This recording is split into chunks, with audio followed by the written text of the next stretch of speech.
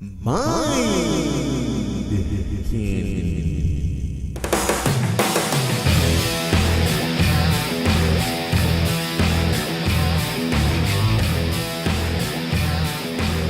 Welcome to another episode of Mind Candy. I'm your host, Bono the Original. Guys, we have an awesome show for you today.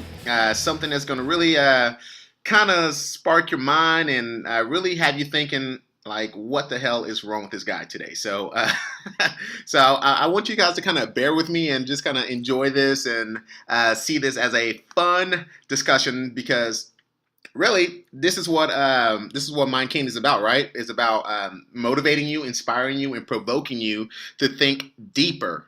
That's what it's about. To think deeper.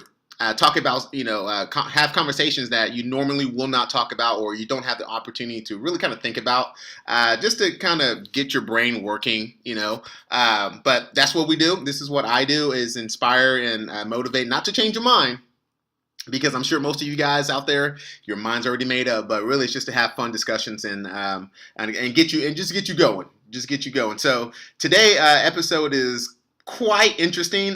This is episode 004. And hey guys, before we get started, if you're a loyal listener and if you're enjoying this podcast, and if you're enjoying the concept of mind candy, and you do have to say it like that, guys, mind candy. If you guys are enjoying this, mind candy, guys, please go ahead and share and leave me your comments. Participate, download this in the discussion, and download this episode or these episodes that we do here. It's just what I'm trying to do is just get people thinking. I want to inspire people to just think beyond the conventional wisdom that they have.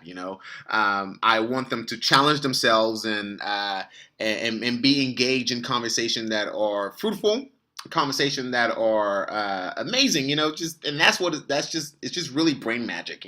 When you can have conversation that are deep, it makes you feel good. It makes you feel like you found some answers in the world, if you will. Whether you may accept the answers or not, it makes you feel that way, right? So go ahead and share this. We're on iTunes. We're on Stitcher. We're on many of the podcast directories out there. So you can find us. We're definitely on Facebook. So if you want to engage in conversation with us, find the Mind Candy podcast on Facebook. You will see my face on there, which pretty handsome guy, So, anyways, hey, so today episode is it's really interesting, and some of you may find this to be a little disturbing. Others of you may, find yourself agreeing with it. So, I just really want to kind of test the boundary here and see how far you are willing to challenge yourself in the sense of just gaining knowledge or gaining perspective, if you will. Just learning about other people's perspectives and engaging in that. So without further ado, we are going to go into the topic today. And so today's topic is, why is homosexuality natural? Why homosexuality is natural. So just from the title alone, you're probably thinking to yourself, like, what the hell? This should be interesting. How can anybody argue that homosexuality is natural? Well, what I'm going to do for you is kind of break things down a little bit. We're going to take it step by step and just kind of engage in this conversation slowly, and so you can kind of understand where I'm coming from, okay? Because this is a conversation that I hear, throughout social media, just one-on-one discussions with my Christian friends and with my friends that go to church. When we go to church, these are conversations that we have, and so most people obviously do not agree with homosexuality. By their standard and by their understanding and their socialization process and what they have learned through their life, homosexuality is obviously not something that is, natural to them. Okay, but this conversation really goes beyond self. It goes beyond just you. It goes beyond everything that you may deem to be wrong, and you just have to kind of open your mind. This is what we're about, right? This is what this conversations are about. It's about opening your mind and just kind of thinking well, let me listen to this other perspective and see what I can get out of it. Okay, so I'm going to make this argument as to why homosexuality is natural, because there are a lot of people who are, quite frankly, do not really understand. Well, it's not that they don't understand; is that they're not willing to understand the other side, if you will. Okay, so why is and typically when you're having these kind of conversation, and what I've kind of ran into when arguing why homosexuality is natural, you'll get arguments such as it's not natural. Obviously, it's the big one. It's just that plain and simple. It's not natural. The other arguments that I typically get is homosexuality threatens the human existence. That's another big one. Well, as if if the world population was dwindling, or at some point when the world population is dwindling, we're gonna die off because there's gonna be too many people being gay or too many people not willing to procreate because of whatever reason. Okay, so I have an argument against that. And then obviously the largest and biggest argument that I always get is the whole it goes against God's will. Okay, it goes against God's will, and so those are the three main things. It's not natural. It threatens the human existence, and it goes against God's will. And those are the three arguments that I typically get when arguing why homosexuality is natural. So, in order for us to really understand what natural is, we got to kind of understand the definition, right? So, the textbook definition of natural is existing in or caused by nature, okay, not made or caused by humankind. So that's typically what that is the first definition of what natural is: existing in or caused by nature, not made or caused by humankind. Okay, so technically it's just if it's man-made, it's not natural. That's the gist of it right there. Okay. The second definition, which I think is the best definition to make an argument for, but obviously most people use the natural definition to argue against homosexuality. But I see this second definition as an argument for, and that definition is of or in agreement with the character or makeup of or circumstances surrounding someone or something, right? And I'll repeat that one time. Of or in agreement with the character or makeup of or circumstances surrounding someone or something. Okay, I see that second definition as really an argument for why homosexuality is natural, because when we're talking about in agreement with the character of or makeup of something, which if it comes naturally to you, is natural, right? So we'll make that argument later. So before we go any further, where I'm coming from is understanding people's perspective, right? And respecting people's perspective, or respecting people as for who they are. Okay, and this is largely what my argument is made is part of, right? And this really kind of stems from the philosopher John Locke, who really kind of made popular the natural law argument. Okay, John Locke speaks of a state of nature where men are free, they're equal, they're independent, and men in the state of nature are free and equal, right? And at liberty to do what they wish. They have the liberty to do what they please, but only within the bounds of laws of nature. Does that make sense? Because realistically, what John Locke is just saying here is literally, if what I do does not encroach on your well-being, then I'm allowed to do what I need to do to survive or to be happy. That is the argument that I believe John Locke is making. And by the way, John Locke is one of my favorite philosophers. And just a tidbit that if you guys didn't know this, the philosophy of John Locke was actually used by the founding fathers. Most notably Thomas Jefferson. Right? He was an astute student of John Locke philosophy. So again, the laws of nature, natural law, really allows the individual all individuals that participate in society to be free and equal and independent to do what they wish. That's just one argument against why, that's one of the arguments that I'm just going to make right here as to why homosexuality is real.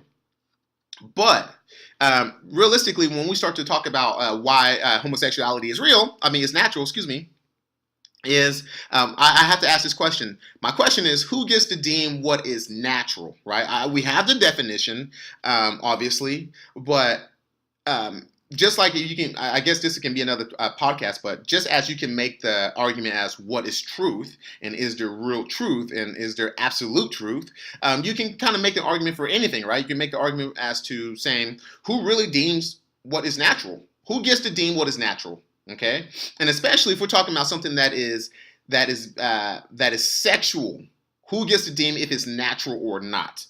Okay, and again, we have the definition, and then we have individuals' own perspective, right? So if we are speaking in terms of if we're speaking in terms of human sexuality, there can be no real claims of a one-sided claim to what is natural.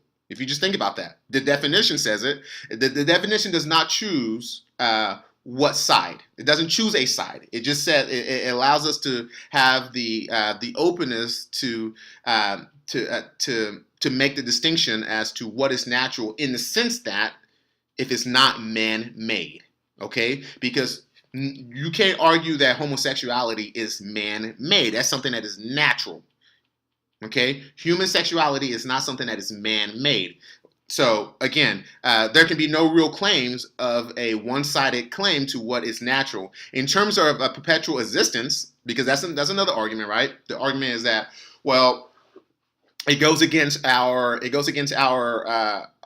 perpetual existence in life. You know, it diminished the human existence. We are going to lose humans are going to die out if everybody starts to be gay. If that's if that's a reasonable argument to make, which I think that's a flawed argument to be made, right?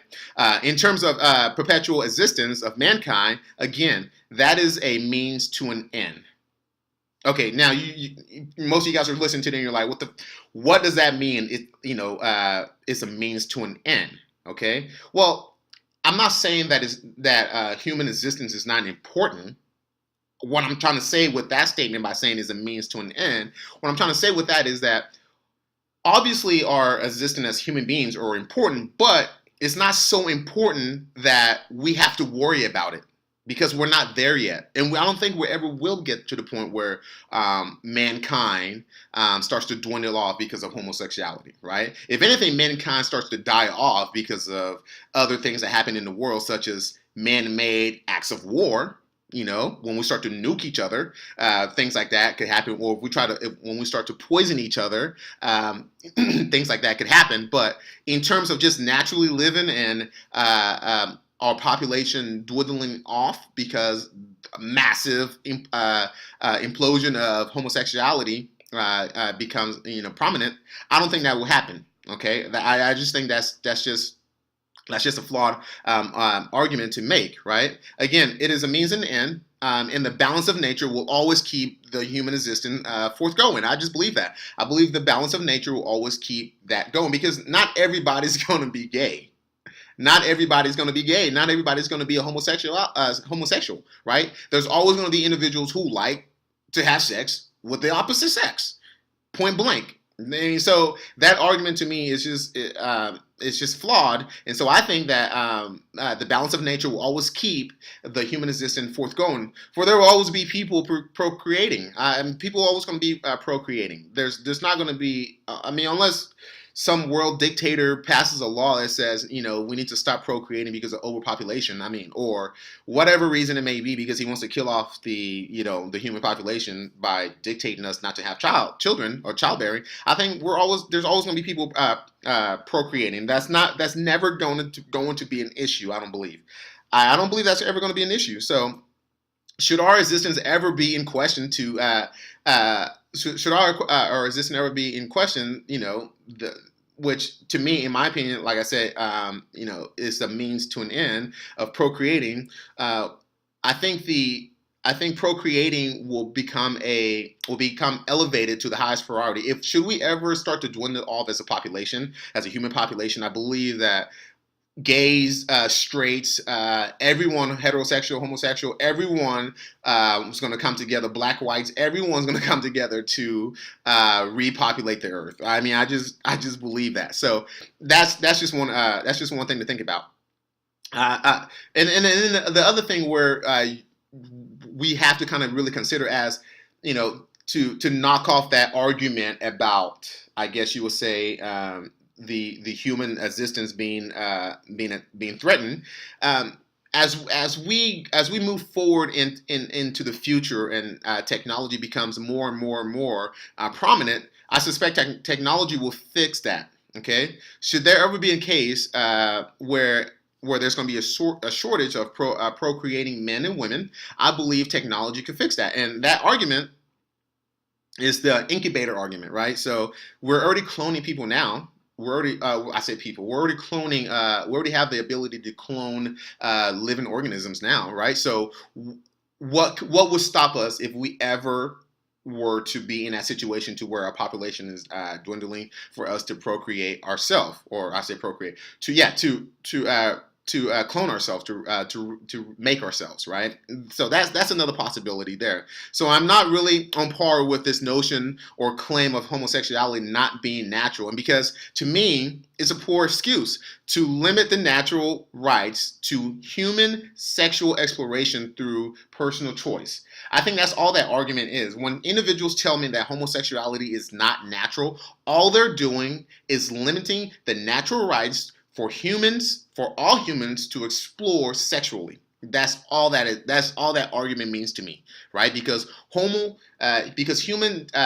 sexuality is not something that is just for one side or one type of individuals, right? So that to me, the whole argument that it's not natural, it's just all you're doing is just limiting people rights to explore, sexually. That's it. Okay, and the other argument is that in terms of procreating in God, well, see, I guess I can save this for another. I can save this for another podcast because not everybody believes in God, if you will, or not everybody believes in the same type of God, if you will, right?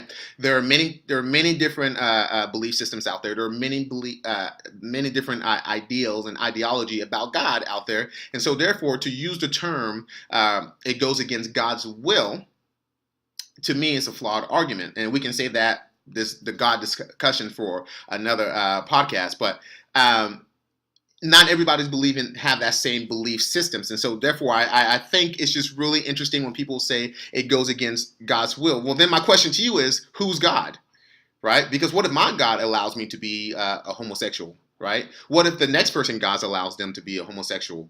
So the interpretation of God is so drastically different in our society that you can't, or in the world, that you just cannot put your one-sided thought of what God is and what God thinks or believes to be right or natural on someone else. I think that's just morally wrong, right? And that's just my opinion. So, but what will your argument? What will your argument be? Okay, if you can live long enough to see technology be world now, right? What will your technology be? What would your argument be when you can see technology replace the traditional reproduction process of skin-to-skin contact intercourse, right? What would your argument be at that point? Okay, so and I think again, people will go back to the whole notion of God. Well, at that point, if technology starts to replace the reproduction process of skin-to-skin contact intercourse, right?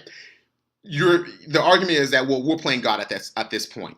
And again, my argument to that is, okay, you can say we're playing God, but I believe the whole purpose of the human existence, right, is to survive, right? So any means that we can use to survive, if we're allowing people to naturally be who they are, and they choose not to have skin-to-skin contact intercourse to where they're having to bear children, if we found a means to replace that, what is the issue, right? And so you say, well, is a moral issue. But then when you say it's a moral issue, well, you got to I have to rebound or counter with that and say, well, whose morals does that depend on, right? Is it your personal morals, or or are you taking your personal morals and putting that on me, right? So that's just another way to kind of think about that. So and another thing is, is it possible for the people of the future? So I'm gonna make a future argument right here. Okay, so is it possible for the people of the future who are reproducing by the technological means to view our old traditional means as not natural? Right?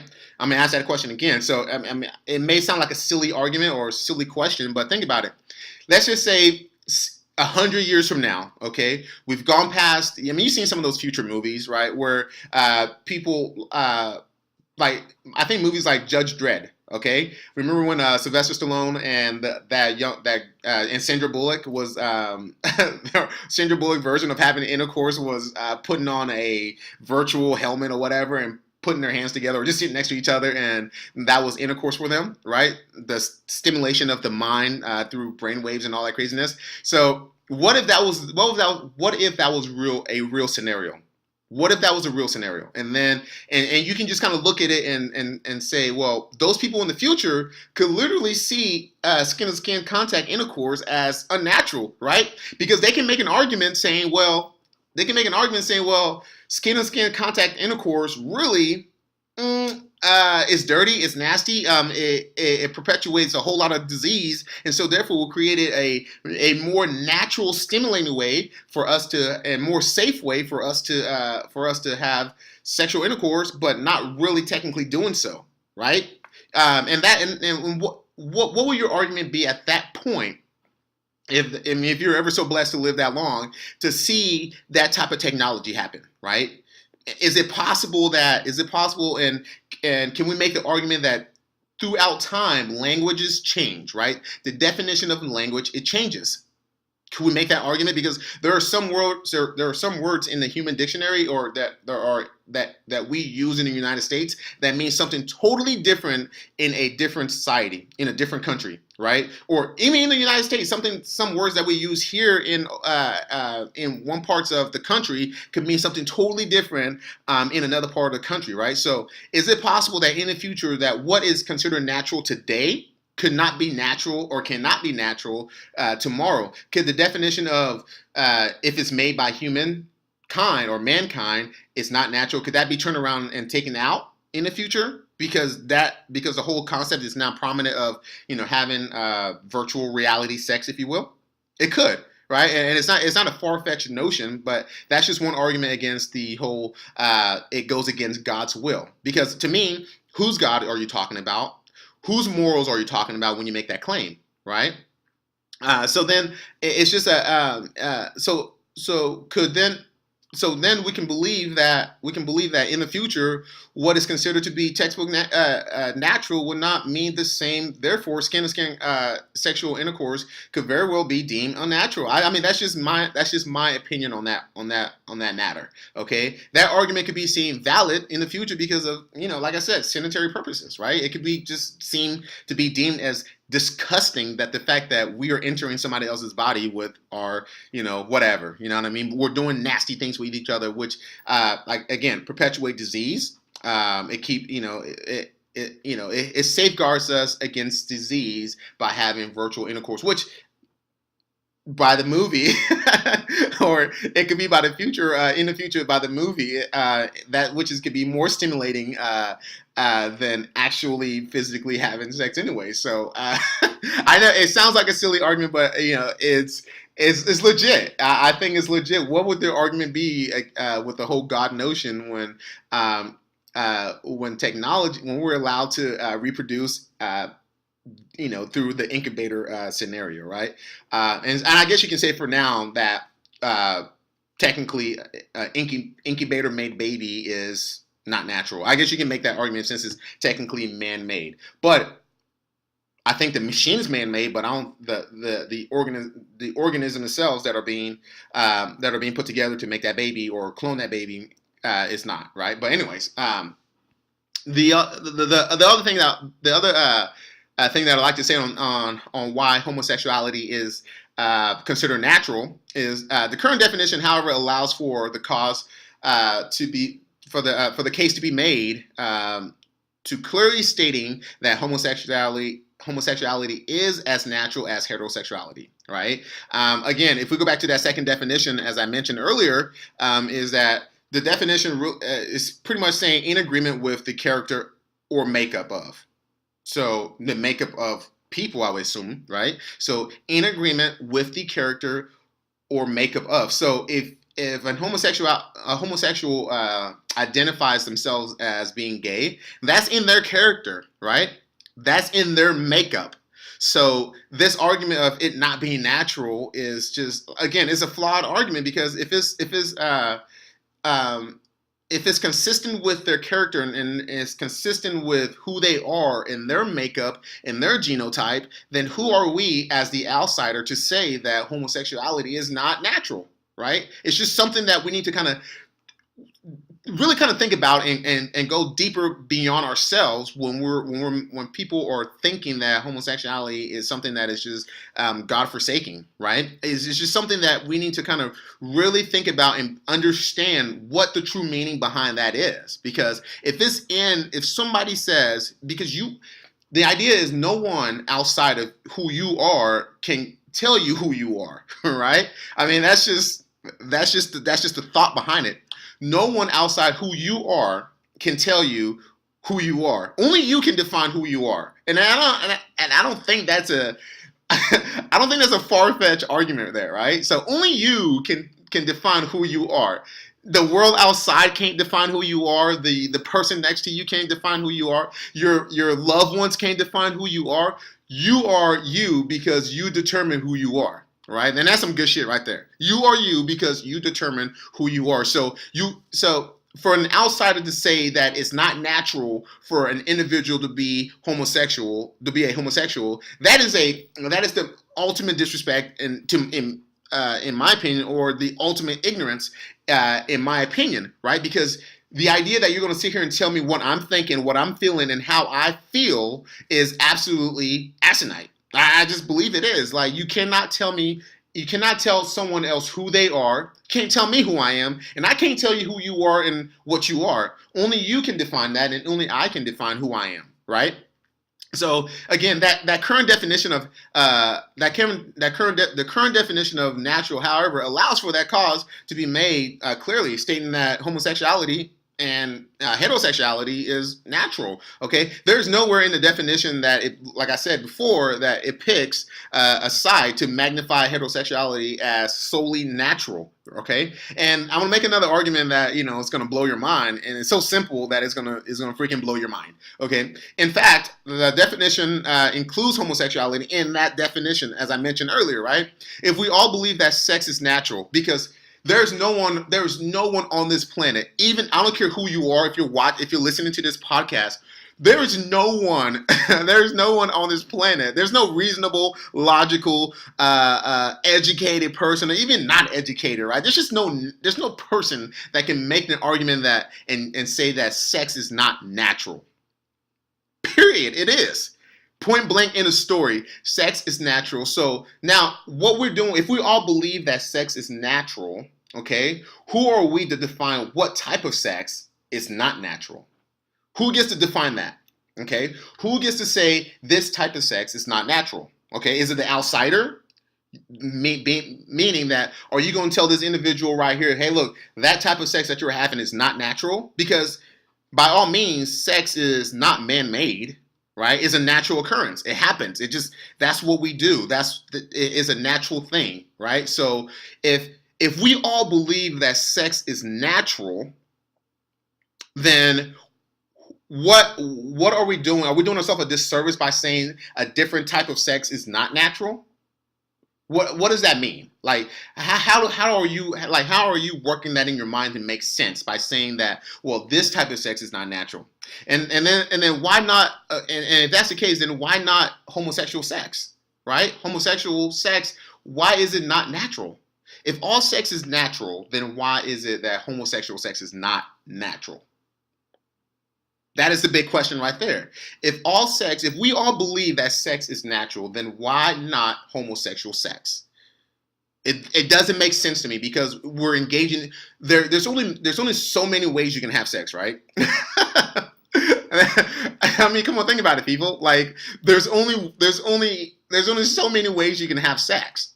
If you think about it, there's not that many ways you can there's not that many ways you can have sex. So if sex is natural and heterosexual people are engaging in the same type of sex that homosexuals are engaging in, and that is anal or whatever, blowjobs or whatever it is, then why is it that heterosexual sex is not natural, right? So the argument here is simply stating that through our societal socialization process, right, our upbringing, what I'm meaning by that, our societal socialization process and personal biases learned through our upbringing, we put human sexuality in a box and shackled it and lock it up with a chastity. That's all we're doing when we limit people's rights to have sex with whoever. You know what I mean? When we start to limit people's right to have sex with whoever, then all we're doing is putting human sexuality in a box.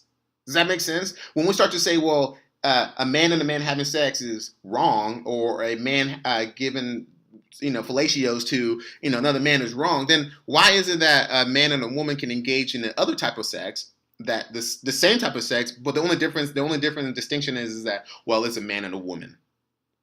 Well, I mean, a man and a woman still has an asshole, right? They both. I mean, there's still this. I mean, there's no distinction between a butthole.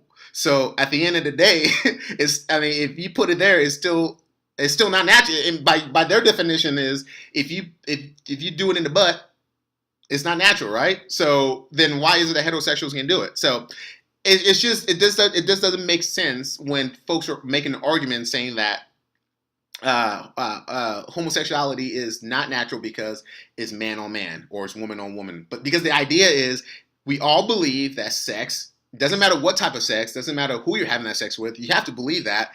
Well, you don't have to. Is your right not to? But I mean, if we're all agreeing that sex is natural, then who gets to define what type of sex is not natural? And is that fair to put that limitation on other people's right to do so?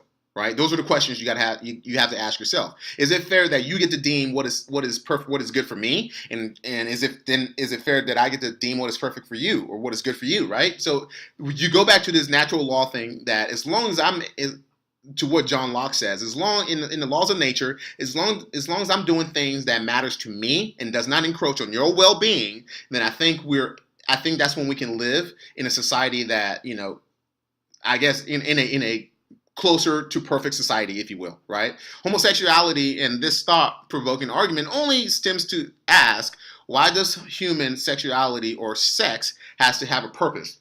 Okay.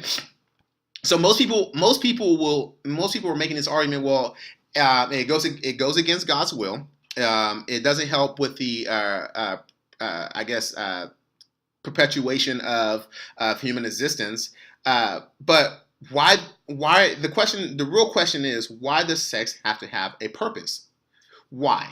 I.e., having a baby or reproducing. Why does it have to have a purpose? Why can't sex just be sex? Why does it need to have a purpose? And I think most people who are listening to this podcast really don't believe that sex have to have a purpose. Right, and I think the people who are making the argument against homosexuality, they themselves also don't believe that sex has to have a purpose. Right, I think it's just more so the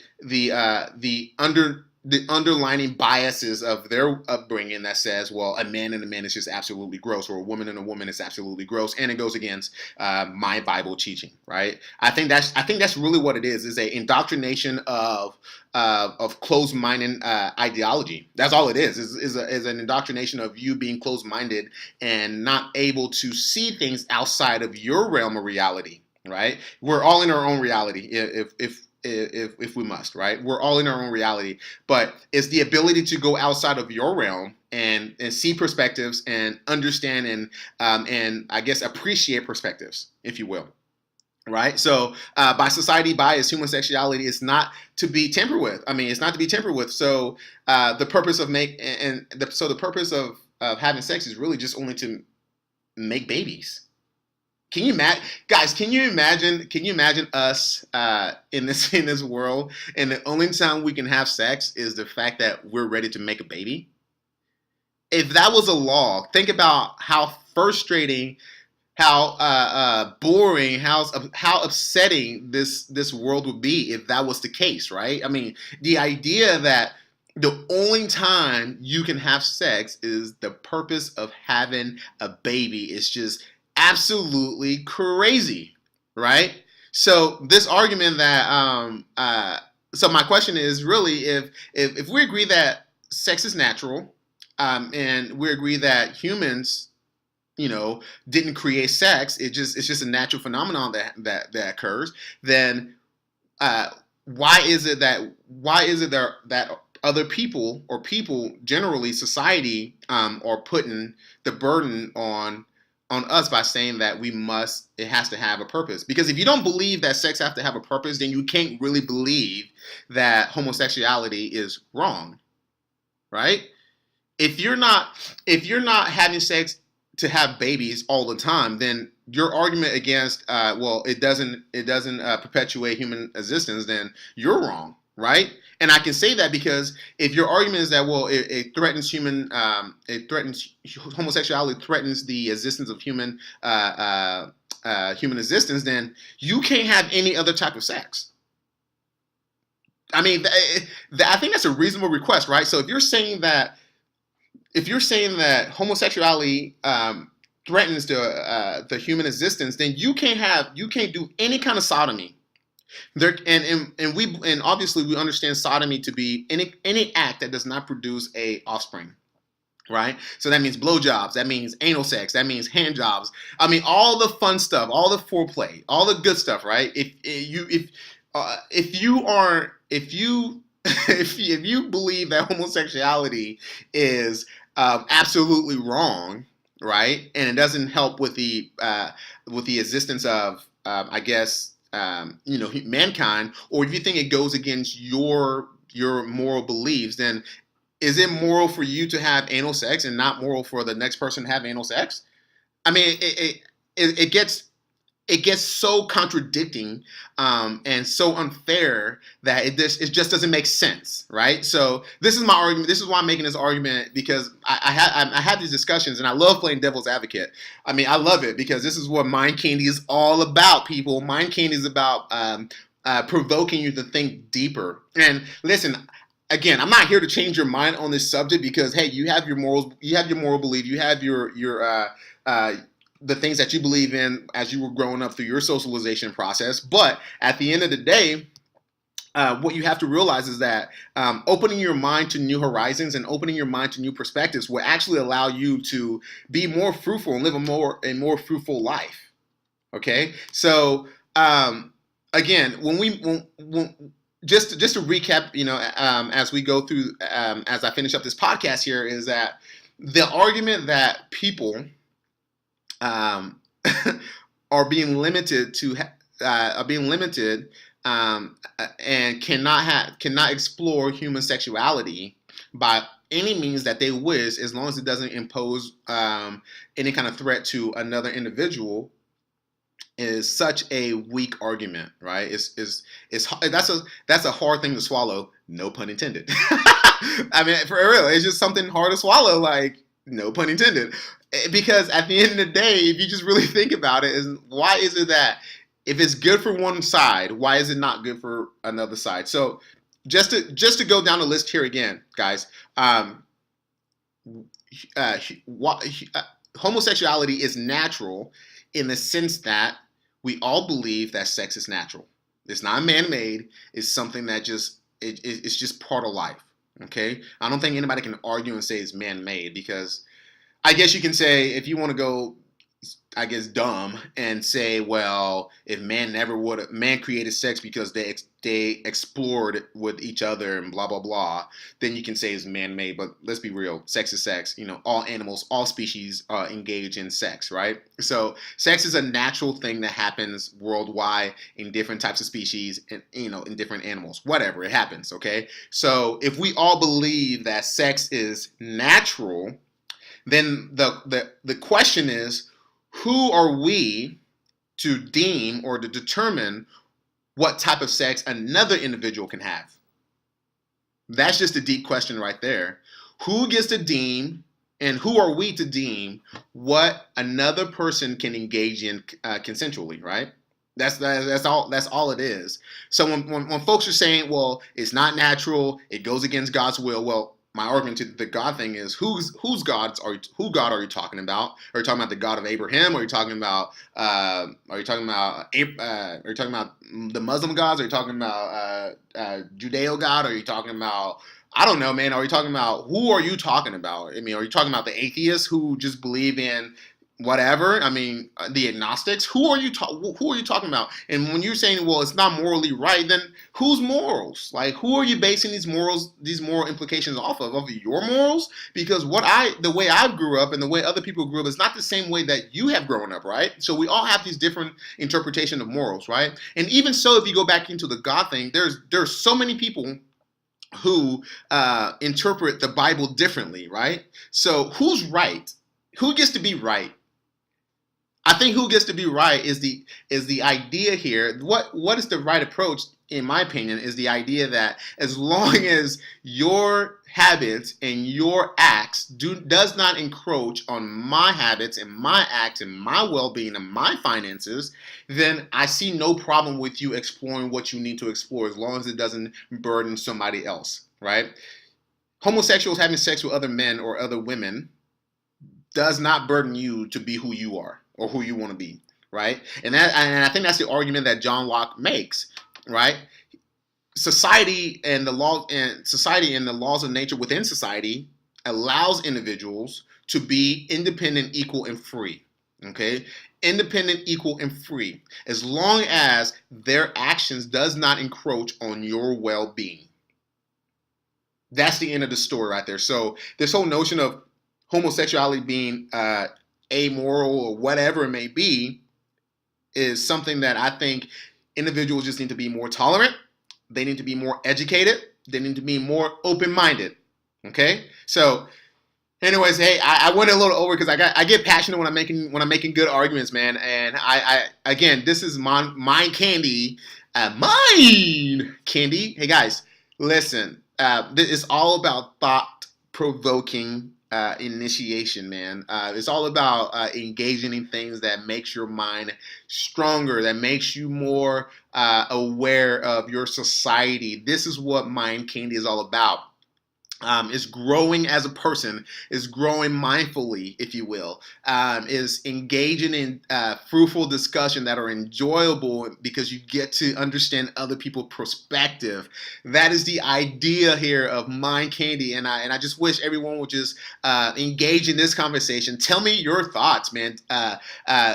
Tell me if I'm wrong. I mean, I would love to know if I'm wrong, because I don't think I am, and you may not think you are, and that's the great thing about discussions, right? I don't get to decide if you're wrong or not, and you don't get to decide whether I'm wrong or not, but the idea is that we get to provoke each other, and we get to be part of this discussion that is fun, enlightening, and engaging, right? So this been another episode 004 of Mind Candy. Make sure you check us out on iTunes. If you listen to iTunes, share it with your friends. We're also on Stitcher. We're on Google Play. Man, we are everywhere. We're on Double Twist. We're on Facebook. Find us on Facebook. This is where really the conversation can go. We're on Podbean as well. This is where the conversation can really go, guys. Engage and tell me. Leave your comments and give us a review. Tell me what I'm doing wrong, and tell me what I'm doing right, and tell me if you like it or not. Because I don't know unless you communicate with me. But I'm gonna continue to bring you guys fruitful, engaging conversation of my opinion, and you just have to tell me whether or not you like it or not. Okay? And that's the beauty of Mind Candy. And guys, you have to say it like that. Mind Candy. Quite annoying, right? But I love it. I love talking to you folks, man. Give me your opinion. Review us, please. Share us and like us. You have been listening to another episode of